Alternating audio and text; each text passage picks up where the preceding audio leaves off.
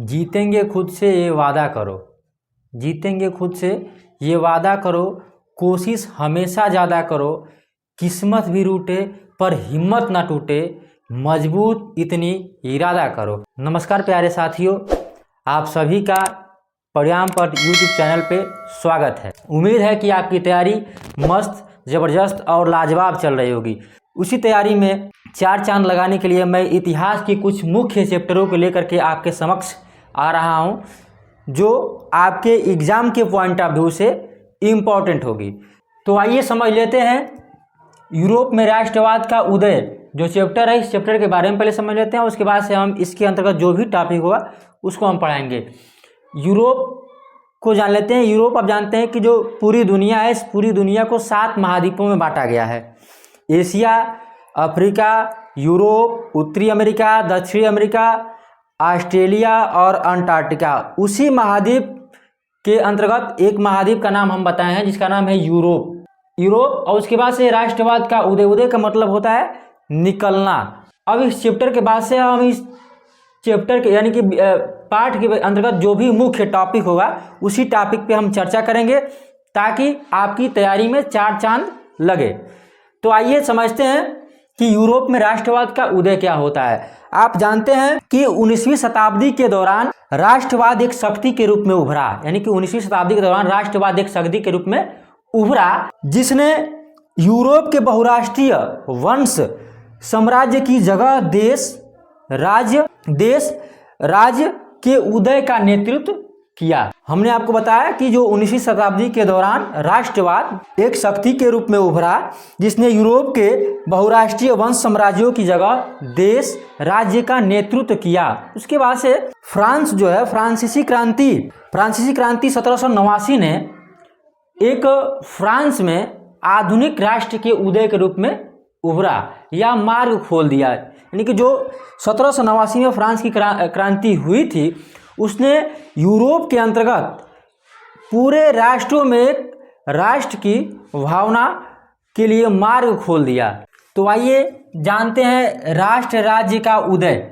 इसमें कह रहा है कि फ्रांसीसी क्रांति ने पुराने राजशाही आदेशों पर सवाल उठाया और एक लोकप्रिय राष्ट्रवाद के विकास को प्रोत्साहित किया। यानी कहने का मतलब ये है कि फ्रांसीसी क्रांति में जितने भी पुराने राजशाही कानून थे या आदेश थे, उन सब पे एक सवाल खड़ा कर दिया और एक लोकप्रिय राष्ट्रवाद के विकास को प्रोत्साहित किया गया। इसके बाद से ये कह रहा है कि फ्रांसीसी क्रांति ने पितृभूमि, नागरिक और फ्रांसीसी लोगों के बीच एक नया फ्रांसीसी ध्वज जैसे नए विचार भी प्रस्तुत कर दिए। उसके साथ साथ कह रहा है कि इसने सभी नागरिकों के लिए एक समान कानून के साथ केंद्रीकृत प्रशासनिक प्रणाली की भी शुरुआत की। यानी कह रहा है कि उसके साथ साथ उन लोगों ने ये भी किया कि सभी लोगों के लिए एक समान कानून की भी व्यवस्था की। उसके साथ साथ कह रहा है कि उसके साथ केंद्रीकृत प्रशासनिक प्रणाली की भी शुरुआत की गई। तो प्रशासनिक प्रणाली की शुरुआत की, तो ये था कुछ राष्ट्र राज्य उदय के बारे में जानकारी। अब आइए हम चलते हैं उन टॉपिकों को पढ़ेंगे जो आपके एग्जाम में एकदम हूबहू पेपर में छपेंगे। तो आइए देखते हैं। तो आइए अब यूरोप में राष्ट्रवाद समझते हैं कि यूरोप में राष्ट्रवाद क्या है। यूरोप में राष्ट्रवाद कह रहा है कि जर्मनी, इटली और स्विट्जरलैंड, यानी कि जर्मनी, इटली और स्विट्जरलैंड 18वीं शताब्दी के मध्य में राजशाहियों, डचियों और कैंटोनों में विभाजित। यानी कि जो इटली, जर्मनी और स्विट्जरलैंड था वो राजशाहियों, डचियों और कैंटोनों में विभाजित थे, जिनके शासक ने स्वायत्त प्रदेशों का निर्माण किया था। उसके बाद से कह रहा है कि जो ये जर्मनी है, इटली है, स्विट्जरलैंड है, ये 18वीं शताब्दी के मध्य राजशाहियों, डचियों और कैंटोनों में विभाजित थे, यानी कि 3 पार्टों में विभाजित थे। उसके बाद से कह रहा है कि जिनके शासक ने अपने स्वायत्त प्रदेशों का निर्माण किया था, यानी कि जो शासक थे वो शासक अपने अपने हिसाब से अपने अपने प्रदेशों का निर्माण किए थे। उसके बाद इसमें कह रहा है कि कुछ महत्वपूर्ण कारकों ने यूरोप में राष्ट्रवाद के उदय को जन्म दिया जो निम्न है। यानी कि जो यूरोप में राष्ट्रवाद को जन्म दिया उसकी कुछ महत्वपूर्ण कारक है, उस कारकों को जान लेते हैं कि वो कारक क्या है। इसमें पहला कारक में जानते हैं कि नए मध्यम वर्गों का उदय हो गया, यानी कि यूरोप में एकाएक नए मध्यम वर्गों का उदय होना शुरू हो गया। दूसरा नंबर में कह रहा है कि उदारवाद की विचार धारा का प्रचार हुआ, यानी कि दूसरा नंबर में जो उदारवाद की विचारधारा है उसका प्रसार हुआ। उसके बाद से कह रहा है तीसरा नंबर में रूढ़िवादी की नई भावना और वियना की संधि, यानी रूढ़िवादियों की नई भावना जगी और उसके बाद से एक वियना की संधि होती है, उस वियना की संधि को भी मान सकते हैं। चौथा नंबर में है क्रांतिकारियों का उदय और चौथे नंबर में यूरोप में क्रांतिकारियों का उदय हुआ। ये 4 कारण है। तो ये 4 मुख्य कारक थे जो यूरोप में राष्ट्रवाद को पनपाया या राष्ट्रवाद की भावना को जागृत किया। तो आइए अब चारों कारणों में एक एक कारण को जान लेते हैं कि क्या है। पहला है इसमें कि कुलीन वर्ग और मध्यम वर्ग, यानी मध्यम वर्ग पहला कारण था। इसके साथ साथ हम समझेंगे कुलीन वर्ग क्या होता है, तब समझ में आएगा कि मध्यम वर्ग क्या होता है। यानी कि कुलीन वर्ग और मध्यम वर्ग दोनों को साथ में समझेंगे तब आपको मध्यम वर्ग समझ में आएगा। इसमें कह रहा है कि सामाजिक और राजनीतिक रूप से जमीन का मालिक कुलीन वर्ग यूरोपीय महाद्वीप का सबसे प्रभुत्वशाली वर्ग था।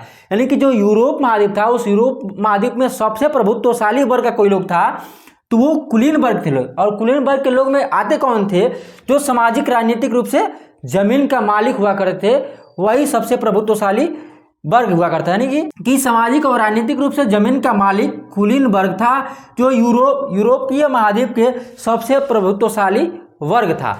उसके बाद से हम जानते हैं कि नए मध्यम वर्ग क्या है। कह रहा है कि औद्योगिकीकरण के कारण नए सामाजिक समूह, श्रमिक वर्ग के लोग और मध्यम वर्ग जैसे उद्योगपति, व्यापारी और सेवा क्षेत्र के लोग अस्तित्व में आए।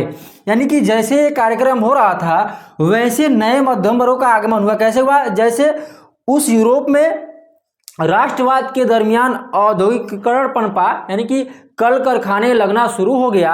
और जब कल कारखाने लगना शुरू हो गया तो उसमें नए मध्यम वर्गों का उदय होना भी शुरू हो गया। यानी कि जब कल कारखाने लगने लगे तो उद्योगपति भी मिले, उद्योगपति के बाद से व्यापारी भी मिलने लगे और व्यापारी के बाद से सेवा क्षेत्र के लोग भी मिलने लगे। तो ये लोग नए मध्यम वर्ग के रूप में बनकर यूरोप में उभरे। आइए अब राष्ट्रवाद में दूसरा कारण जो था, दूसरा कारण के बारे में जान लेते हैं। इसमें कह रहा है कि उदारवादी राष्ट्रवाद का अर्थ क्या होता है। नहीं, उदारवाद जो था, इसमें उदारवादी राष्ट्रवाद का अर्थ क्या होता है इसके बारे में जान लेते हैं।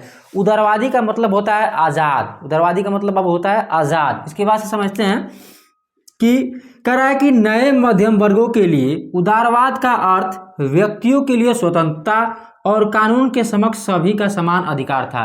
यानी कि जो नए मध्यम वर्ग के लोग थे उनके लिए उदारवाद का अर्थ होता है कि व्यक्तियों की स्वतंत्रता और कानून के समक्ष सभी का समान अधिकार प्राप्त हो। उसके बाद कह रहा है कि फ्रांस में वोट देने और निर्वाचित करने का अधिकार विशेष रूप से संपत्ति वाले लोगों को दिया गया था। नहीं, कह रहा है कि फ्रांस में वोट देने और निर्वाचित करने का अधिकार केवल और केवल संपत्ति वाले लोगों के ही पास था।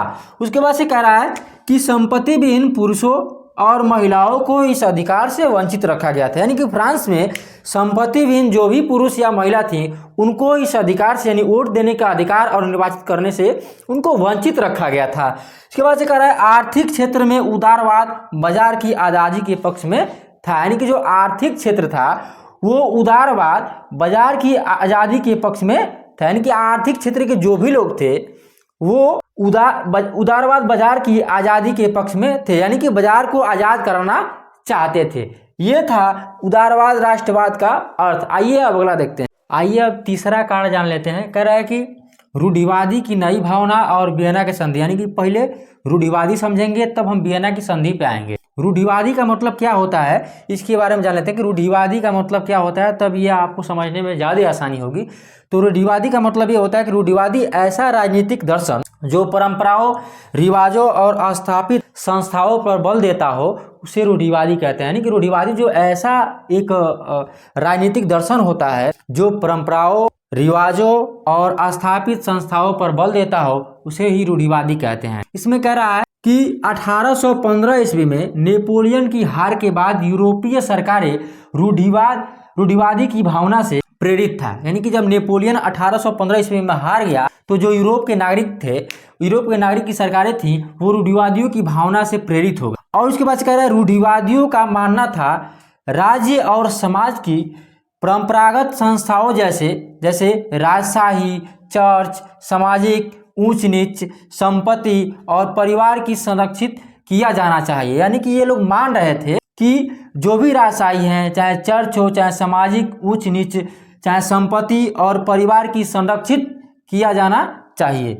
आइए वियना की संधि के प्रमुख बिंदु के बारे में जानते हैं कि प्रमुख बिंदु क्या था। इसमें पहला बिंदु दिया है, फ्रांसीसी क्रांति के दौरान हटाए गए बुर्बो राजवंश को सत्ता में बहाल कर दिया गया। यानी कि जो फ्रांसीसी क्रांति हुआ, उस फ्रांसीसी क्रांति के दौरान जो बुर्बो राजवंश को सत्ता में क्या कर दिया बाबू, बहाल कर दिया गया। उसके बाद से कह रहा है दूसरा डाट कि फ्रांस ने नेपोलियन के अंतर्गत कब्जे वाले प्रदेशों को खो दिया। यानी जो फ्रांस था नेपोलियन के द्वारा कुछ कब्जा किया गया प्रदेश था, उसको क्या कर दिया बाबू, खो दिया।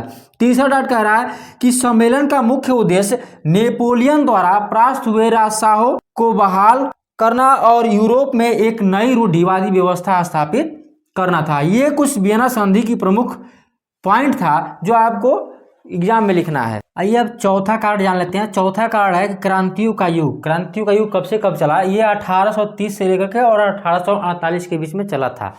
इसमें का ये रहा है कि यूरोप के अनेक क्षेत्रों में उदारवाद और राष्ट्रवाद की क्रांति से जुड़ा हुआ था। यानी कि जो यूरोप था उसमें यूरोप के अनेक क्षेत्र उदारवाद और राष्ट्रवाद की क्रांति से जुड़ा हुआ था। कह रहा है जैसे इतालवी और जर्मन राज्य, कह रहा है कि दूसरा ऑटोमन साम्राज्य, आयरलैंड और पोलैंड के प्रांत। यानी कि ये तमाम सारे ऐसे प्रांत थे जो अपने क्षेत्रों में उदारवाद और राष्ट्रवाद की भावना से जुड़ा हुआ था। कह रहा है प्रथम विद्रोह फ्रांस में जुलाई 1830 में हुआ था। यानी कि जुलाई 1830 में पहला विद्रोह हुआ था। जुलाई क्रांति से ब्रुसेल्स में भी एक विद्रोह फैला जिसने बेल्जियम को यूनाइटेड किंगडम ऑफ नीदरलैंड से अलग कर दिया।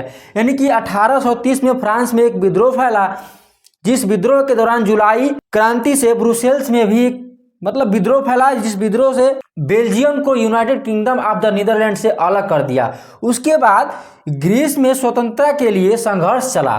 जो ग्रीस में स्वतंत्रता के लिए 1821 में संघर्ष शुरू हुआ और 1832 की कुस्तुतुनिया की संधि ने एक स्वतंत्र राष्ट्र के रूप में ग्रीस को मान्यता दी। ये था आपके क्रांतियों का युग जो 1830 से 1848 तक चला था। तो भाई अब नेपोलियन संहिता देख लेते हैं। नेपोलियन संहिता कहते हैं, इसको कहते हैं नेपोलियनिक कोड। यानी कि नेपोलियन संहिता, इससे आपके एग्जाम में प्रश्न बनता है। तो इसको हम देख लेते हैं कि नेपोलियन संहिता क्या है। नेपोलियन ने फ्रांस में लोकतंत्र नष्ट कर दिया। यानी कि जो नेपोलियन था वो फ्रांस में लोकतंत्र था, उस लोकतंत्र को नष्ट कर दिया। लेकिन इसने प्रशासनिक क्षेत्र में क्रांतिकारी सिद्धांतों का समावेश किया। उसने जो भी लोकतंत्र था उसको नष्ट कर दिया। नष्ट करने के बाद से इसने प्रशासनिक क्षेत्र में क्रांतिकारी सिद्धांतों का समावेश किया जिससे पूरी व्यवस्था कुशल बन सके। यानी कि ऐसा प्रशासनिक क्षेत्र में सुधार किया जिससे पूरी व्यवस्था कुशल बन सके। उसके बाद से नेपोलियन ने 1804 ईस्वी में नागरिक संहिता, इसे सिविल कोड कहते हैं, कह रहा है कि नेपोलियन ने 1804 ईस्वी में नागरिक संहिता, जिसे सामान्यतः नेपोलियन की संहिता के नाम से जाना जाता है। यानी कि नेपोलियन ने एक संहिता बनाया जिसको आज हम सामान्यतः नेपोलियन की संहिता के नाम से जाना जाता है। यानी कि नेपोलियन के नाम की संहिता जानते हैं। उसके बाद से कह रहा है कानून के समक्ष समानता की स्थापना की। यानी कानून के समक्ष समानता की स्थापना की और संपत्ति एवं प्रशासनिक प्रभागों को सुरक्षित कर दिया। उसके बाद से कह रहा है कि शहरी क्षेत्रों में भी कारीगरों के श्रेणी संघों नियंत्रण को हटा दिया और परिवहन एवं संचार प्रणाली में सुधार हुआ। यानी कि कह सकते हैं कि नेपोलियन संहिता में ये तमाम सारी बातों को मेंशन कर सकते हैं। इसमें कह रहा है कानून के समक्ष समानता की स्थापना की और संपत्ति एवं प्रशासनिक प्रभागों को सुरक्षित कर दिया। उसके साथ साथ कह रहा है शहरी क्षेत्रों में भी जो कारीगर थे, कारीगरों की श्रेणी में संघों को नियंत्रण को हटा दिया और परिवहन एवं संचार प्रणाली में भी सुधार किया। तो ये था नेपोलियन संहिता के बारे में कुछ जानकारी। तो आप सभी ने यूरोप में राष्ट्रवाद और यूरोप में राष्ट्रवाद के बाद से यूरोप में जो राष्ट्रवाद का मुख्य कारण था वो कारण को बारी बारी से जान लिए। अब हम जानते हैं कि जर्मनी का एकीकरण क्या था और क्या नहीं था, जानते हैं। कह रहा है कि 1848 ईस्वी के बाद यूरोप में राज्य शक्ति और राजनीतिक वर्चस्व पर अपना प्रभुत्व स्थापित करने के लिए रूढ़िवादियों ने हमेशा राष्ट्रवादी भावनाओं का प्रयोग किया। कह रहा है कि जो 1848 वर्ष था, उस 1848 के बाद यूरोप में राज्य शक्ति और राजनीतिक वर्चस्व पर अपना प्रभुत्व स्थापित करने के लिए रूढ़िवादियों ने हमेशा राष्ट्रवादी भावनाओं का प्रयोग किया है। उसके बाद से कह रहा है कि 1848 ईस्वी में जर्मनी संप्रदाय के विभिन्न क्षेत्रों को मिलाकर निर्वाचित संसद द्वारा नियंत्रित राष्ट्र राज्य बनाने का प्रयास किया गया था। प्रसा ने राष्ट्रीय एकीकरण के आंदोलन का नेतृत्व किया, यानी कि जो राष्ट्रीय एकीकरण था, जर्मनी का राष्ट्रीय एकीकरण था, उसका नेतृत्व प्रसा ने किया था। उसके बाद से कह रहा है कि प्रसा के प्रमुख मंत्री ऑटो वन बिस्मार्क को इस प्रक्रिया का जनक था, जिसने प्रसा की सेना और नौकरशाही की सहायता ली। यानी कि जो प्रसा के प्रमुख मानेंगे वो प्रमुख है ऑटो वन बिस्मार्क, जो जर्मनी के एकीकरण में महत्वपूर्ण भूमिका निभाए थे। उनका नाम है ऑटो वन बिस्मार्क, जो वहाँ के सेना और नौकरशाहों की सहायता ली थी। तो ये था जर्मनी के एकीकरण के बारे में कुछ जानकारी। अब आइए इससे जुड़ी कुछ महत्वपूर्ण घटनाओं पे नजर डाल लेते हैं। जर्मनी के एकीकरण में हुए महत्वपूर्ण घटनाओं के बारे में जान लेते हैं। कह रहा है कि 7 वर्ष के दौरान ऑस्ट्रिया, डेनमार्क और फ्रांस से 3 युद्धों में प्रसा की जीत हुई। यानी कि जो 7 वर्ष तक युद्ध चला था, उस 7 वर्षों में ऑस्ट्रिया, डेनमार्क और फ्रांस से 3 युद्धों में प्रसा की जीत हुई। उसके बाद से कह रहा है दूसरा डाट कि 18 जनवरी 1871 को वर्साय में हुए एक समारोह, यानी कि 18 जनवरी 1871 को वर्साय में एक भव्य समारोह होता है। उस समारोह में प्रसा के प्रथम राजा विलियम को जर्मनी का सम्राट घोषित किया गया। यानी कि जो 18 जनवरी 1871 में एक प्रसा में भव्य समारोह होता है, उस समारोह में प्रसा के विलियम प्रथम को जर्मनी का सम्राट घोषित किया गया। इस तरह 1871 में जर्मनी का एकीकरण हुआ। आइए अब इटली का एकीकरण को जान लेते हैं और समझ लेते हैं कि इटली का एकीकरण कैसे हुआ था और कब हुआ था। इसमें कह रहा है कि 19वीं शताब्दी के मध्य इटली 7 राज्यों में विभाजित है। यानी कि जो इटली था वो इटली कुल 7 प्रांतों में विभाजित था। उसके बाद से कह रहा है कि इनमें से केवल एक राज्य सार्डिनिया पिडमांड को एक इतालवी राजसी सभा द्वारा शासित किया गया था। यानी कि जो इटली 7 प्रांतों में विभक्त यानी बटा हुआ था, उसमें से केवल एक राज्य ऐसा था जिसपे इटली के राजसी सभा द्वारा शासित किया जा रहा था, जिसका नाम है सार्डिनिया पिडमांड। केवल यही ऐसा राज्य था जिसपे इटली के द्वारा शासन किया जा रहा था। इसके बाद से कह रहा है कि इटली के एकीकरण में प्रसिद्ध व्यक्तियों का योगदान है। यानी कि जो इटली है, उस इटली के एकीकरण में प्रसिद्ध व्यक्ति हैं, उनका क्या योगदान रहा है, उस योगदान को जान लेते हैं और उस व्यक्ति को जान लेते हैं। पहला व्यक्ति है इन पे जिउसेप्पे मैत्सनी, इसका नाम है जिउसेप्पे मैत्सनी। कह रहा है कि 1830 के दशक के दौरान एकीकृत इतालवी गणराज्य के लिए जिउसेप्पे मैत्सनी ने एक कार्यक्रम तैयार किया। यानी कि जो जिउसेप्पे मैत्सनी हैं, उन्होंने एक कार्यक्रम तैयार किया। उसके बाद से कह रहा है कि 2 भूमिगत समाजों का गठन किया। इसमें से कह रहा है कि 2 भूमिगत समाजों का गठन किया। उनमें से पहला भूमिगत समाज है मार्सेल्स युवा इटली। यानी कि पहला जो समाजों का गठन किया, उसमें से पहले समाज का नाम है मार्सेल्स में युवा इटली, और दूसरा वर्ण में युवा यूरोप। यानी कि जिउसेप्पे जो थे वो इस इटली के एकीकरण में इनका योगदान रहा है कि 2 भूमिगत समाजों का गठन किया। पहला है मार्सेल्स में युवा इटली और दूसरा है बर्न में युवा यूरोप। यानी कि वो 2 समाज को गठन किया और गठन करने के बाद से फिर अपना योगदान दिया। इसी प्रकार इसमें दूसरा ये है कि जिउसेप्पे गैरिबाल्डी, यानी कि जिउसेप्पे गैरिबाल्डी का भी योगदान बहुत ही महत्वपूर्ण रहा है इसके इटली के एकीकरण में। कह रहा है कि ये इटली के एकीकरण में एक प्रसिद्ध व्यक्ति थे। यानी कि जो गैरिबाल्डी थे वो इटली के एकीकरण में एक प्रसिद्ध व्यक्ति थे। कह रहा है कि उन्होंने 1833 में मैत्सनी से मुलाकात की। यानी कि जो मैत्सनी अभी आप पढ़े हैं, उनसे 1833 में जाके मिलते हैं। उसके बाद से कह रहा है मुलाकात की और यंग इटली, यानी किस इटली, यंग इटली के आंदोलन में शामिल हो गए। यानी कि जैसे मुलाकात किए उसे मुलाकात करने के बाद से यंग इटली के आंदोलन में शामिल हो गए। कह रहा है कि 1834 में पिडमांड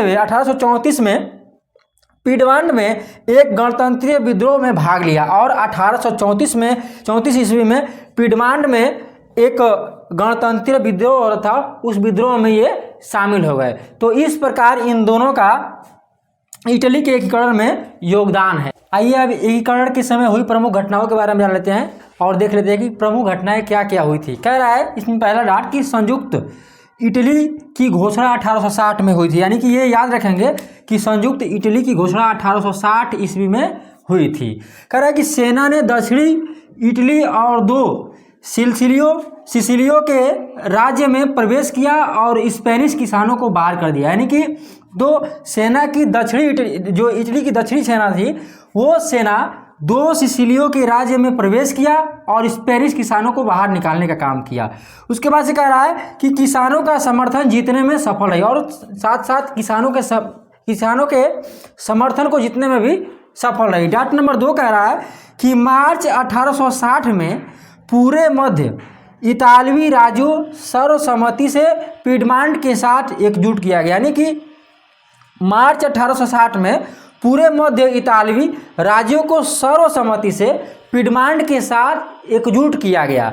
उसके बाद से कह रहा है कि रोम सार्डिनिया का एक हिस्सा बन गया। इस प्रकार जो रोम है वो सार्डिनिया का एक हिस्सा बन गया। इस तरह इटली का अंतिम एकीकरण भी 1871 ईस्वी में किया गया। यानी कि इटली का जो अंतिम एकीकरण था वो 1871 ईस्वी में किया गया। आइए अब ग्रेट ब्रिटेन का विकास को देख लेते हैं कि ग्रेट ब्रिटेन का विकास कैसे हुआ था। कह रहा है कि 18वीं सदी से पहले कोई ब्रिटिश राष्ट्र नहीं था। यानी कि जो 18वीं सदी था, उस 18वीं सदी से पहले की बात कर लेंगे तो कोई ब्रिटिश राष्ट्र नहीं था।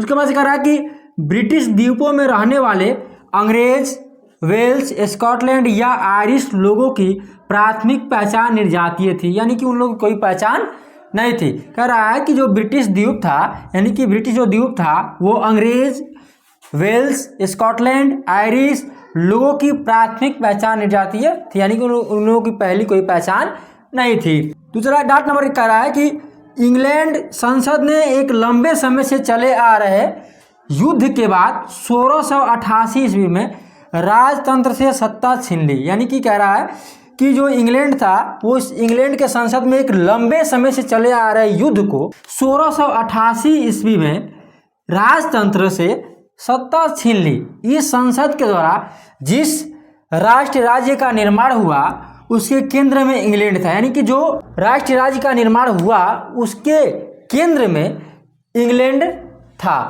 जो ग्रेट ब्रिटेन था, उस ग्रेट ब्रिटेन में अभी आप पढ़े हैं कि ढेर सारा द्वीपों का समूह था। उस द्वीपों को अब हम जान लेते हैं कि जो द्वीप थे वो कैसे कैसे ग्रेट ब्रिटेन में सम्मिलित हुए थे। उसी में से एक द्वीप का नाम है यूनाइटेड किंगडम में स्कॉटलैंड का निगमन। यानी कि जो यूनाइटेड किंगडम है इसमें स्कॉटलैंड का निगमन कैसे हुआ ये बता रहा है।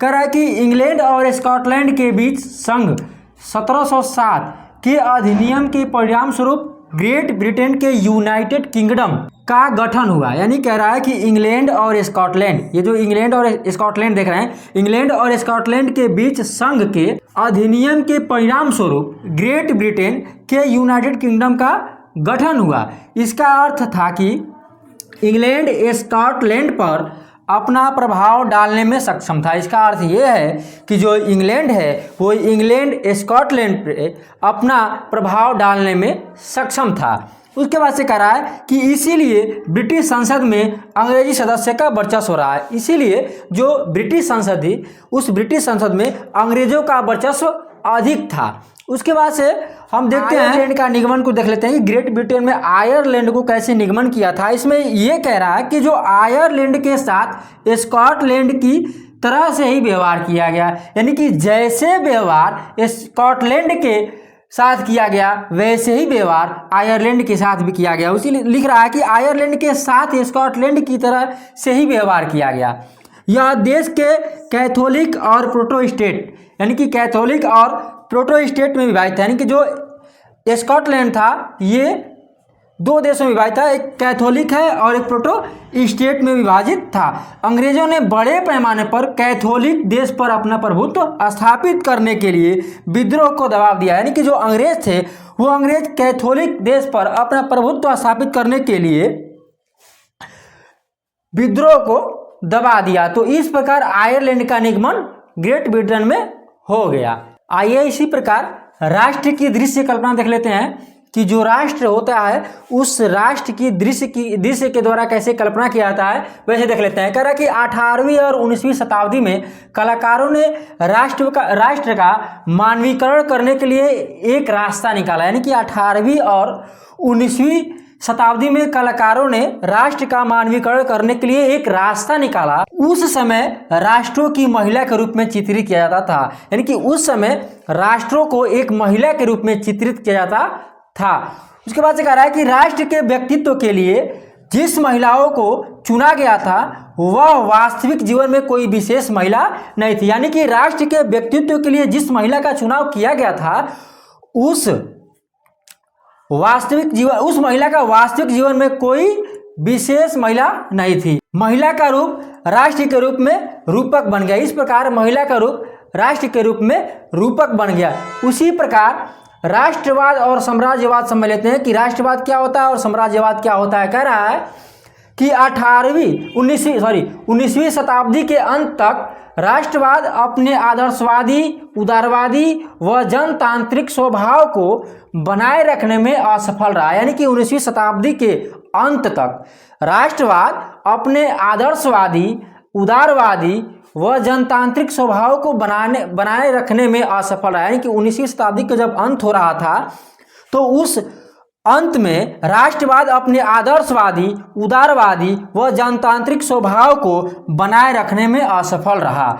इस अवधि के दौरान राष्ट्रवादी समूह एक दूसरे के साथ तेजी से असहिष्णु बन गए और युद्ध शुरू कर दिए, यानी कि ये एक दूसरे के ये कह सकते हैं कि विरोधी बन गए और विरोधी बनने के साथ साथ ये युद्ध शुरू कर दिए। तो ये रहा यूरोप में राष्ट्रवाद का उदय।